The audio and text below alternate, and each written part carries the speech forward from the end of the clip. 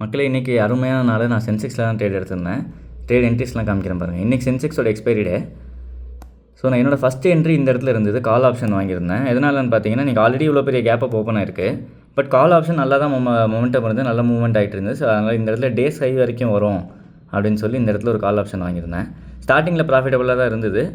பார்த்தீங்கன்னா தெரியும் உங்களுக்கு. வாங்கினதுக்கப்புறம் கொஞ்சம் மேலே போயிருக்கு. பட் அதுக்கப்புறமா மொமெண்டம் நின்றுச்சு, ஃபால் ஆக ஆரம்பிச்சிச்சு. இந்த இடத்துல லாஸ் புக் பண்ணி க்ளோஸ் பண்ணிட்டேன். அடுத்த ட்ரேட் பார்த்தீங்கன்னா, இங்கேருந்து ரிவர்ஸ் ஆகி இந்த ஜோன் கிட்ட வரும்போது இங்கே ஒரு புட் ஆப்ஷன் வாங்கியிருந்தேன். புட் ஆப்ஷன் ஏன் இங்கே என்ட்ரு பண்ணேன்றது உங்களுக்கு பார்த்தாலே தெரிஞ்சிருக்கும். ஒரு லிக்விடிட்டி ஜோன் இருக்குது அந்த இடத்துல.